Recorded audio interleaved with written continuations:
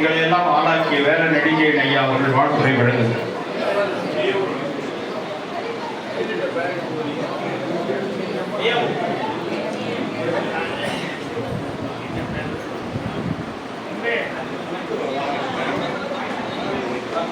பல சின்னஞ்சிறு கதைகள் பேசி மனம் வாழ துன்பம் மிக உணர்ந்து பிறர் வாழ கொடும் செயல்கள் புரிந்து நரை கூடி கிழப்பருவம் எய்தி கொடும் கூற்றுக்கு இரையென பின் மாயும் பல வேடிக்கை மனிதரைப் போலே நான் வீழ்வேன் என நினைத்தாயோ என்று எனக்கு வாழ கற்றுத்தந்த தமிழுக்கு தலைவணக்கம்.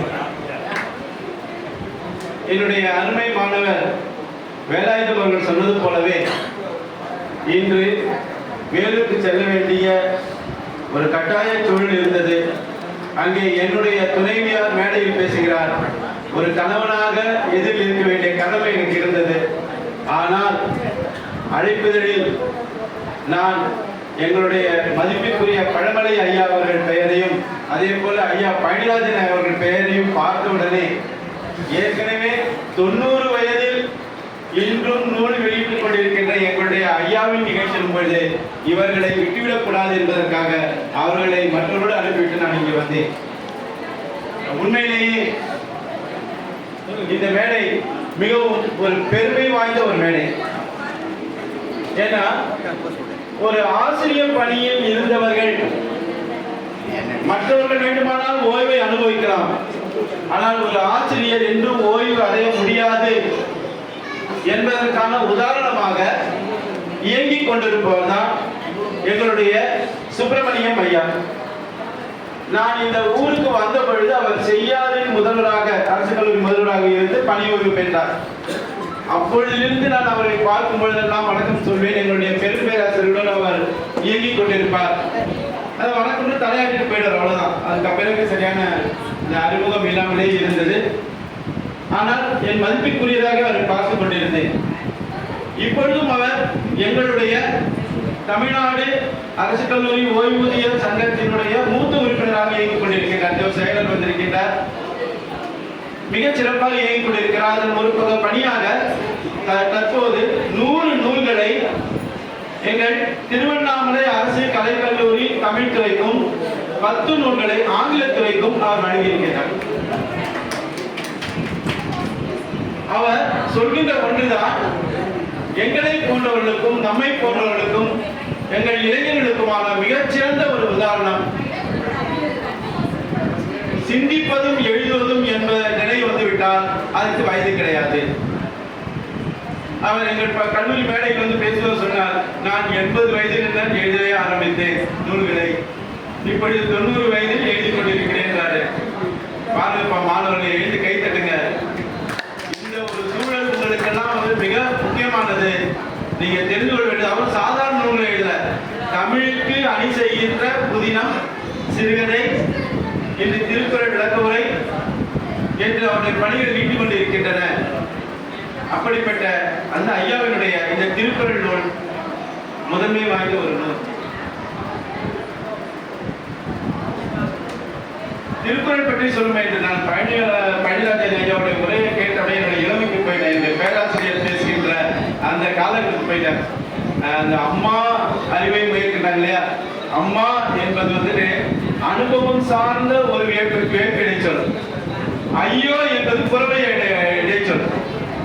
வெய்யோனுடைய தன்மேனி விரிசோதியில் மறைய பொய்யோயும் இளையாளனும் இளையாளனும் போனான் மையோ மரகதமோ மறிகடலோ மழைமுகிலோ ஐயோ இவன் வடிவென்பதோர் அடியா அழகுடைய அனுமதி. அது புறவயம். அம்மா அறிவை மேற்கொண்டது, அனுபவ அக வெளிப்பாடு. இதெல்லாம் ஆசிரியர் சொல்வார், அம்மா பொருளொன்று மருத்துவனே என்பதை எனக்கு என் ஆசிரியர் கற்றுக் கொடுத்திருக்கிறார். அதெல்லாம் நீங்க ரொம்ப மகிழ்ச்சியா பார்த்தோம். திருக்குறள்ல நிறைய இடங்கள்ல வந்து காலத்துக்கு ஏற்றவாறு திருக்குறள் புதுப்பித்துக் கொண்டு வாழ்ந்து கொண்டே இருக்கிறது. 2000 ஆண்டுகளுக்கு முன்னால் தோன்றிய திருக்குறள் அறப்பாடின்றே ஆயிலை கடவ என்று குறிப்பிடுகின்ற அந்த நிலையிலும் சங்க இலக்கியத்தில் வரக்கூடிய திருக்குறள் சார்ந்த செய்தி சொல்லும்போது வள்ளுவர் சங்க இலக்கியக்காரரா அப்படின்னு ஒரு கேள்வி எழுது. ஆனா வள்ளுவர் வந்து ஒரு ஸ்கூல் ஆஃப் தாட், ஒரு பள்ளி சிந்தனைக்குரியவர். அந்த பள்ளி சிந்தனையினுடைய ஒரு தொகுப்பு நிலையில் அவர் இடையில் இருக்கின்றார். தமிழுடைய அடையாளம் வந்து சொன்ன இல்லையா, அறம் தமிழுக்கே உரிய ஒரு சொல். அந்த ஒரு பார்வையில் திருவள்ளுவர் காலம் கடந்து வந்து கொண்டிருக்கின்றார்.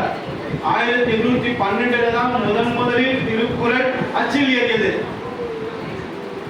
அதற்கு முன்னால் என்றால் மக்கள் வாழ்க்கையில் இருந்தது.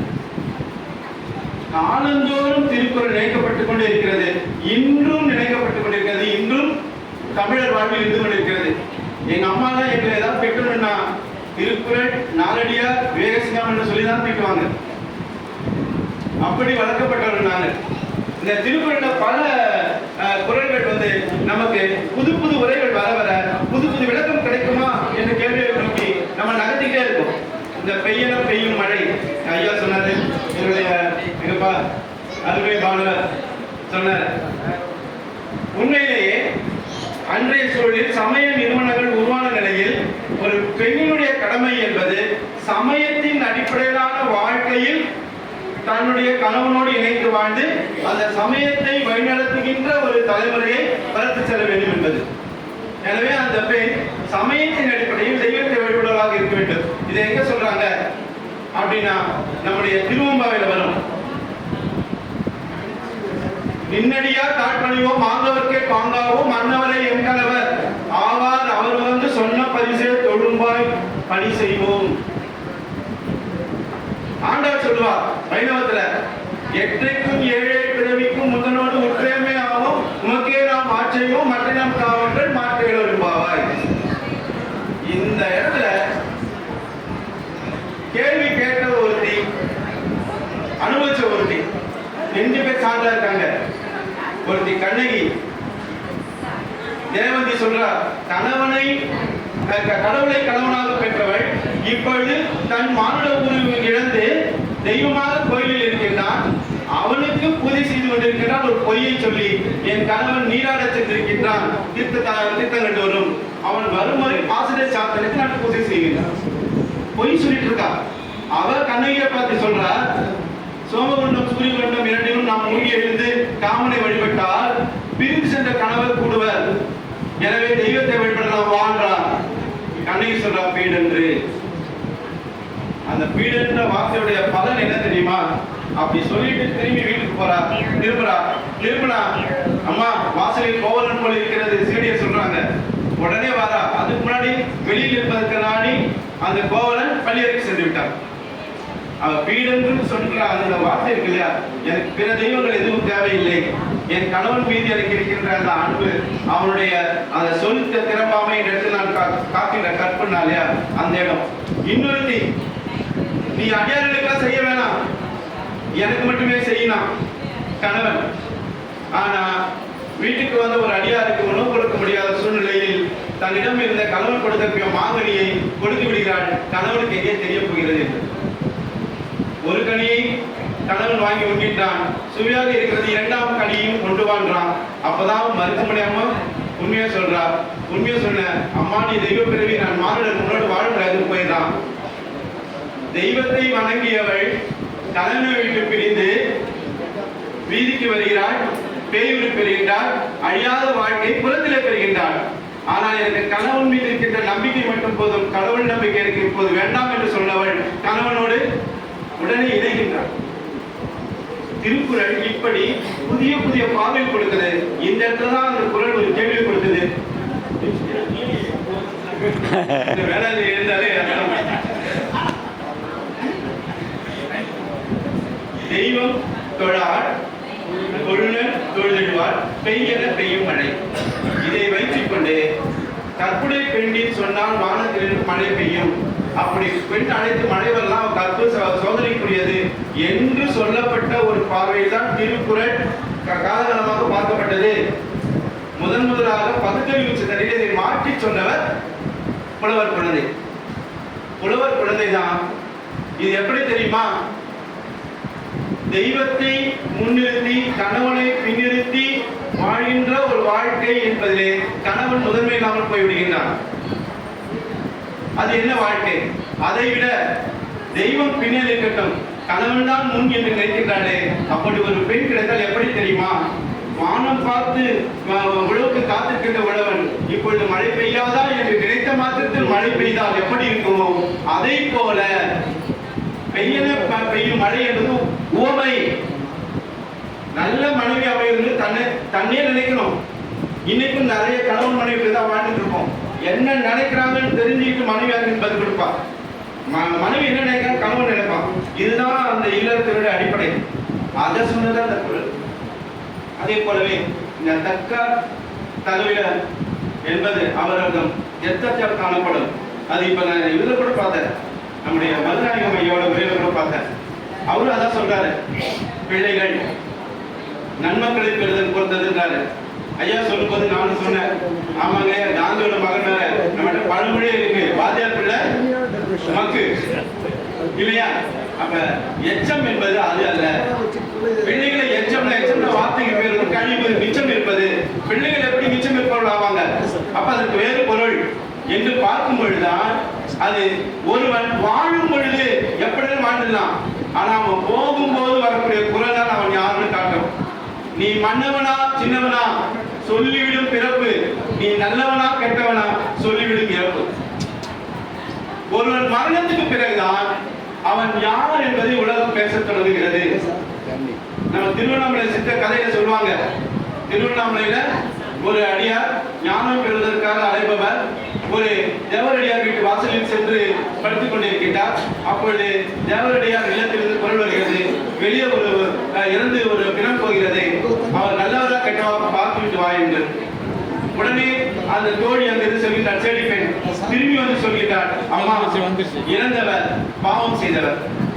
இன்னொரு பிணம் போகிறது, அதே போல கேட்கிறாள் உள்ளே இருக்கிற தேவரடியார். அதற்கு வெளியே சொல்றார், அம்மா மிக நல்லவர் மன்றம். நான் வந்து எத்தனை வருஷமா துறவியாகி நான் ஞானம் அடைந்த நினைச்சிட்டு இருக்கேன், எனக்கே தெரியாத விஷயத்த நீங்க எப்படி தெரிஞ்சுட்டீங்க, எனக்கு கத்துக் கொடுங்கன்னு போயிட்டு அந்த அடியாரிடம் கேட்கின்றார். அப்ப அந்த அம்மா சொல்றாங்க, பின்னாடி போறவங்க பேசிட்டு போற வார்த்தையை கேட்டுட்டு சொல்றேன். பின்னாடி போறவங்க வார்த்தையில இவன் இறந்ததுக்காக வருத்தப்படுறாங்களா அல்லது போனதே நல்லது நினைக்கிறாங்களா, இதை வச்சுதான் முடிவு பண்ணுன்றாங்க. அப்படி எச்சம் என்பது ஒரு வாழ்ந்து முடித்த பிறகுதான் அவன் யார் என்பதை தீர்மானிப்பது. அதுதான் அவன் மிச்சம் விட்டு சென்றது என்பதுதான் சரி. அந்த ஐயா தன்னுடைய உரையில குட்டீஸ் இல்லையா கொடுத்திருக்காரு ஐயா சொன்னார்.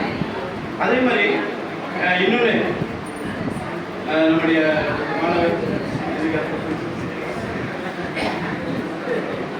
வேலாயுதம் அவர்கள் இந்த மை நீப்பிங் வாழா தவறிமா அண்ணான்னாரு. உண்மையிலேயே இது வந்து அறிவியல் பார்வையில் வந்த பிறகுதான் அப்படி கவரிமான் ஒரு மானம் கிடையாது. நான் கவரிமான் ஜாதி சொல்லிட்டு அலைஞ்ச போது கவரிமான் ஒன்று கிடையாது. நல்லா சொல்ல, நீ கவரிமான் சொல்ல நீ ஒரு எருமை, அது யாக் என்கிற எருமை இமயமலை பகுதியில் வாழ்வது, கம்பளிக்காக தயாரிக்கப்படுவது, அது கம்பளிக்காக அதனுடைய உறவுகள் ஏற்பட்டால் அது பணியை தாங்காது. இதைத்தான் சொன்னாங்க. இதெல்லாம் முக்கியமானது. அனிச்சம் பற்றி சொன்னார் ஐயா. மலரிலும் மெல்லியது என்பதற்கு அனிச்சம் மிக சரியான உதாரணம். ஆனால் அனிச்சம் தமிழே காணாமல் போய்விட்டது. திருக்குறள் ரொம்ப அழகா சொல்லும், அனிச்சமும் மன்னத்தின் தூவியும் மாதர் அடிக்கு நெருந்தி பழம். அனிச்சப்பூ கால்களையா பெய்தான் துசுப்பிற்கு நல்ல படாபரை. அந்த அனிச்சம் எது இடையில தெரியாம போயிடுச்சு, கண்டுபிடிச்சு கொடுத்தது சித்தம் செய்வோம்.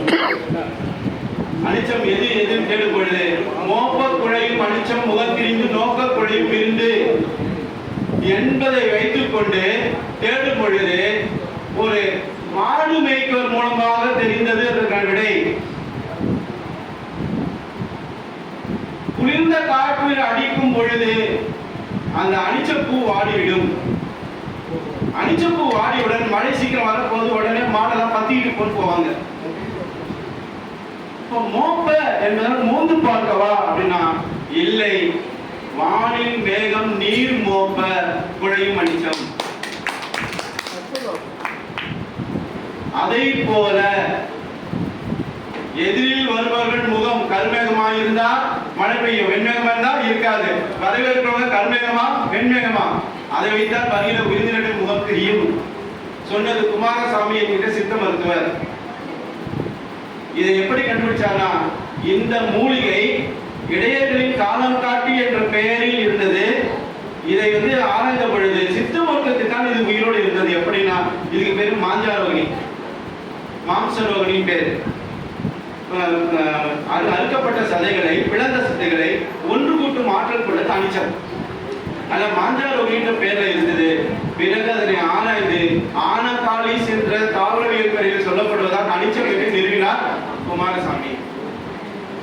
திருக்குறளை அறிவியலிருந்து நம்ம பார்க்க வேண்டியிருக்கு. இந்த நிலையில தான் நாம இவருடைய உரையிலிருந்து ஒரு விஷயத்தை பார்க்கணும்.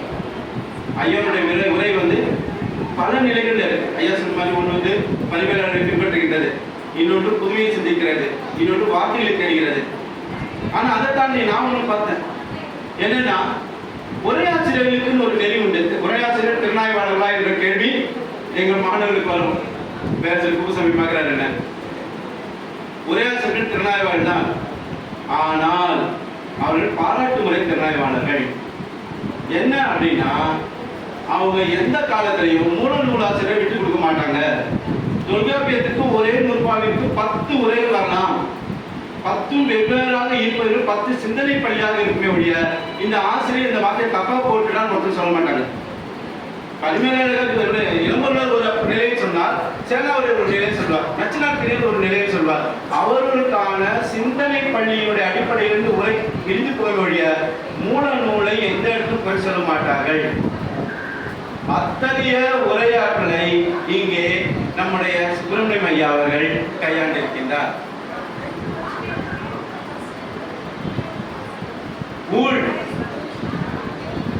ஊழ் பற்றி சொல்லும் பொழுது ஊழி பெருவழி யாவுல, மற்றொன்று சுழினும் தான் முந்தினும். விதி என்பது மாற்ற முடியாதது, விதிக்கப்பட்டது அப்படிங்கும் பொழுது விதி வேற ஊழ் வேற. விதி என்பது சட்டம், ஊழ் என்பது வேறு, என்னன்னா வெல்ல முடியாத ஒன்று. ஊழ் என்பது வெல்ல முடியாத ஒன்று அல்லது எளிதான சட்டம்னு வச்சுக்கலாம். இது வந்து சட்டத்திட்டங்கள் என்று ரெண்டுத்தையும் விளக்குறார்.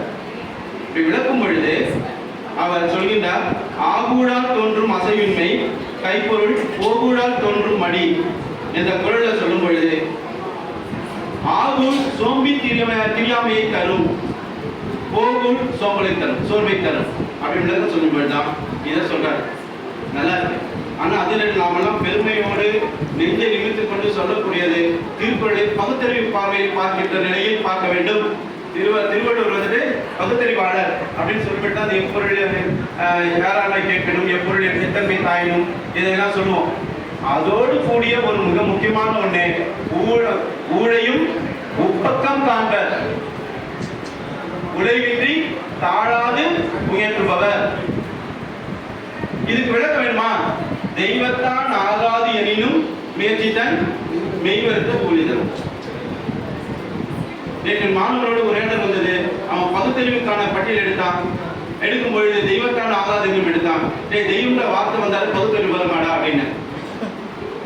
அப்ப தெய்வம் என்பது நாம் நம்முடைய வாழ்க்கையில் உருவாக்கி கொண்ட ஒன்று. மனிதன் தன் கைக்கு தானே இட்டுக் கொண்ட விலங்குகள் 2. ஒன்று தெய்வம், இன்னொன்று பணம். அவனே உருவாக்கலாம், விளங்கப்படுகிறான், மேல முடியல. அப்ப இந்த குறள் எதை சொல்கிறது? ஊழையும் உப்பக்க காண்ப. உப்பக்கம் அப்படின்றதுக்கு அழகான ஒரு விளக்கம் பாத்தீங்கன்னா, மற்போர்ல தான் உப்பக்கம் உண்டு. ஒருவனை மற்போரிலே எதிரிலே தோளோடு தோல் கழுவி அவனோடு மல்லாடி அவனை அப்படியே தூக்கி தூர எறிய முடியாது, பக்கத்துல போனது. அதான் உப்பக்கம். அங்கும் இல்லை இங்கும் இல்லை, மூங்கே உப்பக்கம் காண்பர் அப்படின்ட்டு வள்ளுவர் சொல்றாரு. நம்ம வள்ளுவரை கொண்டாடும் பொழுது எங்க ஐயா அப்படியே பொருளை மாற்றியிருக்கின்றார். ஏன்னா வள்ளுவரை விட்டுக் கொடுக்க முடியவில்லை. வள்ளுவர் எப்படி 2ஆ தெரிவாரு? ஊழி பெருவழி யாவுலன்றாரு, ஊழை உப்பக்கம் காண்பன்றாரு. அப்ப வள்ளுவர் தப்பா போயிடுவாரு, வள்ளுவர் தப்பா யாரும் சிந்திக்க நான் விட மாட்டேன் அப்படின்னு இறங்குறாரு ஒரு உரையாசிரியர். அந்த அடிப்படையில் ஊழையும் உப்பக்கம் காண்பர் என்ற குறளுக்கு இவர் விளக்கம் கொடுக்கிறாரு. நான் படிக்கிறேன் பாருங்க. சோர்வு இல்லாமல், இழைத்து விடாமல், தொடர்ந்து தாழ்வு நிறாமல், பெரும் முயற்சியுடன் ஆற்றல் புரியும் தன்மை கொண்டவர். அவர் செயலின் பயனை அடைந்தே தீர்வர். இதுவரைக்கும் சரியா இருக்கு. அவர்கள் அப்பயனை தடுக்க வரும் ஊழ்வினையையும் புறந்தள்ளி ஒதுக்கி மறைந்த ஒன்றாக ஆக்கி விடுவதால் விளக்குடன் சேர்க்கிறார்.